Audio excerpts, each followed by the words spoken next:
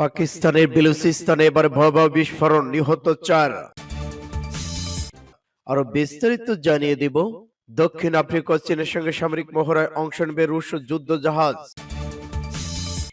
ইরানের নতুন ক্রুজ ক্ষেপণাস্ত্রের নাগালে ইসরায়েল। আরো জানিয়ে দিব, ইউক্রেনকে যুদ্ধবিমান দেওয়ার পক্ষে মাত্র 41% ব্রিটিশ। সহিংসতা বন্ধে বৈঠকে ইসরায়েল ও ফিলিস্তিন। নিজেদের লোকদের হাতে খুন হবে পুতিন, বললেন জেলেনস্কি। এবার সুপারসনিক ক্রুজ ক্ষেপণাস্ত্র নির্মাণ করেছে ইরান। এবং সর্বশেষে জানিয়ে দেব, রাশিয়ার যুদ্ধে প্রাণঘাতী অস্ত্র পাঠাবে চীন। শুনছিলেন সংবাদ শিরোনাম, এখন বিস্তারিত। তবে অনুরোধ থাকবে এই ভিডিওটিতে একটি লাইক দিন এবং কমেন্টস করে জানিয়ে দিন আপনি কোন জেলা থেকে বা কোথা থেকে আমাদের সাথে যুক্ত রয়েছেন। এবং সর্বশেষ গুরুত্বপূর্ণ আপডেট সংবাদ পেতে চ্যানেলটি সাবস্ক্রাইব করে আমাদের সঙ্গে থাকুন। ধন্যবাদ। পাকিস্তানের বেলুচিস্তানে এবার ভয়াবহ বোমা বিস্ফোরণ, নিহত 4।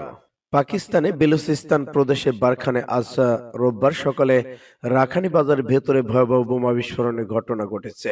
এতে অন্তত 4 জন নিহত হয়েছে, আহত হয়েছে 10 জন। দেশটির পুলিশ কর্মকর্তারা তথ্য নিশ্চিত করেছেন। খবর ডনের। Barkhan station house officer Sajjad Afzal ডনকে নিহতের সংখ্যা নিশ্চিত করেছেন। তিনি বলেন, আহতদের নিকটস্থ হাসপাতালে ভর্তি করা হয়েছে। সাজ্জাদ আরো জানান, পুলিশ ঘটনাস্থলে পৌঁছে এবং তদন্তের জন্য ঘেরাও করেছে। বারখানের ডেপুটি পুলিশ কর্মকর্তা আব্দুল্লাহ খিশোর ডনকে বলেছেন, স্পোরভাইজ এক্সপ্লোভিভ ডিভাইস মোটরসাইকেলে রাখা ছিল। এরপর বিস্ফোরণের ঘটনা ঘটে। বেলুচিস্তানের মুখ্যমন্ত্রী মীর আব্দুল কুদ্দুস এই হামলার নিন্দা জানিয়েছেন। সেই সঙ্গে তিনি এই হামলার জড়িতদের গ্রেপ্তারের সকল ধরনের পদক্ষেপ নেওয়ার নির্দেশ দিয়েছেন। তিনি বলেন, যারা নিরীহ লোকদের রক্ত ঝরিয়েছে তারা মানবতার শত্রু। সম্প্রতি পাকিস্তানের নিরাপত্তা বাহিনীর উপর হামলার ঘটনা বেড়েছে। গতকাল শনিবার দেশটির বেলুচিস্তানের আরেক হামলার 2 পুলিশ সদস্য নিহত হয়েছেন। সূত্র পাস টুডে। দক্ষিণ আফ্রিকা ও চীনের সঙ্গে সামরিক মহড়ায় অংশ নেবে রুশ যুদ্ধ জাহাজ। দক্ষিণ আফ্রিকা ও চীনের সঙ্গে সামরিক মহড়ায় অংশ নিতে দক্ষিণ আফ্রিকায় পৌঁছেছে নতুন প্রজন্মের হাইপারসনিক ক্রুজ ক্ষেপণাস্ত্রবাহী রুশ যুদ্ধ জাহাজ। দেশটির রিচার্ড বে বন্দরে যুদ্ধ জাহাজ পৌঁছলে বুধবার, জানিয়েছে বার্তা সংস্থা রয়টার্স। আর ইউক্রেনে রুশ আক্রমণের প্রথম বর্ষপূর্তির দিনেই শুক্রবার চীন, রাশিয়া, দক্ষিণ আফ্রিকার এই সামরিক মহড়া শুরু হবে।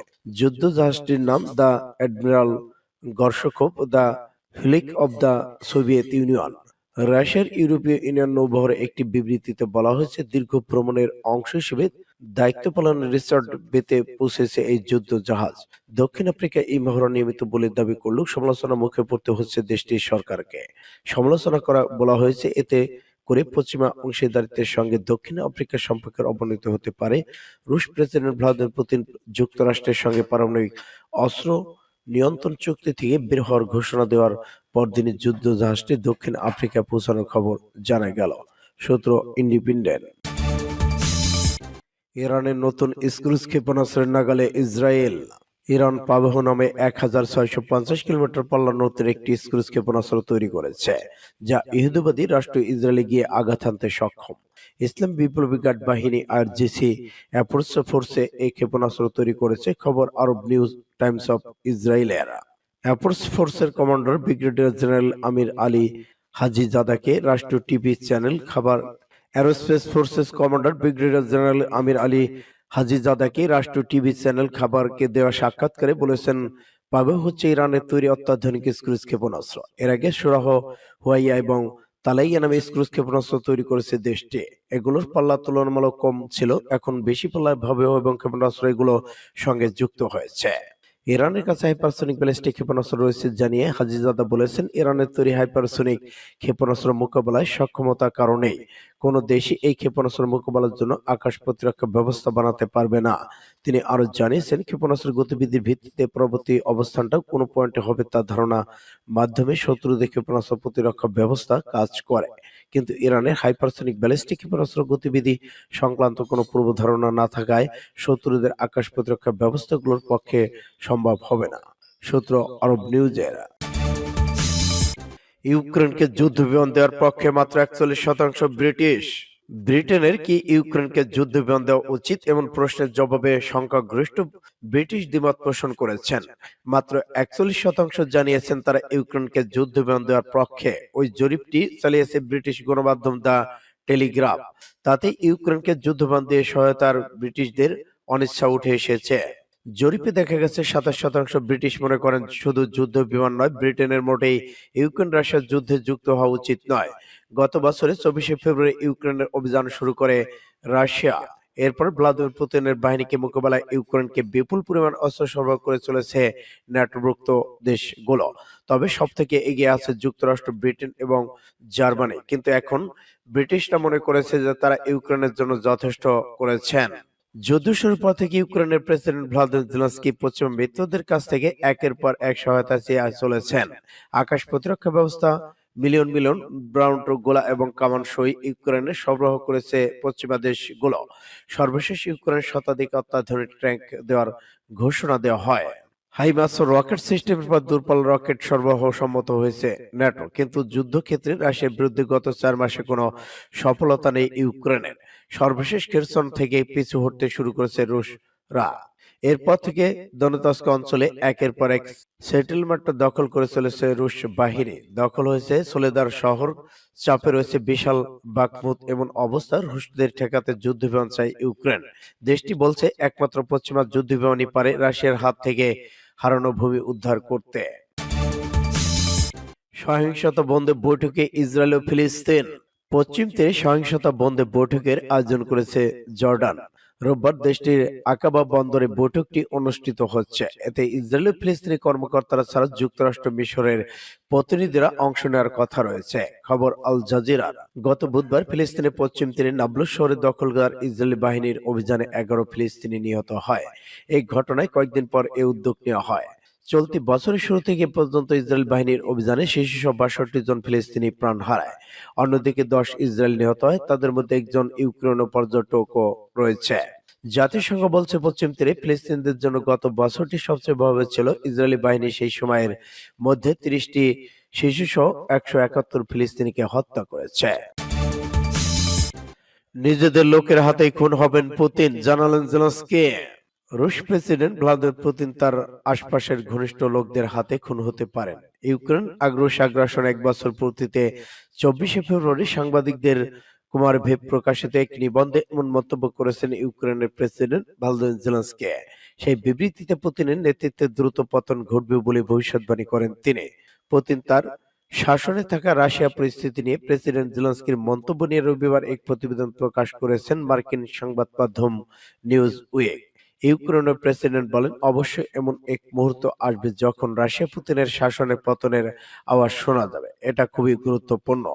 ইউক্রেন যুদ্ধে রুশ বাহিনীর ধারাবাহিক ব্যর্থতার একাধিক কমান্ডার বদলেছেন পুতিন। সব মিলে সামরিক বাহিনীর শীর্ষ পর্যায়ের কমান্ডারদের সঙ্গে তার সম্পর্কের অবনতি চোখে পড়ার মতো। গত বছরের ডিসেম্বরে দ্য ওয়াশিংটন পোস্টে এক প্রতিবেদনে জানা গেছে, ইউক্রেন যুদ্ধ শুরুর পর থেকেই রুশ প্রেসিডেন্ট প্রতি বিরক্ত হয়ে উঠেছেন তার ঘনিষ্ঠ মিত্ররা। তাদের মতে পুতিন কি করেছেন এ সম্পর্কে কোনো ধারণা তাদের নেই।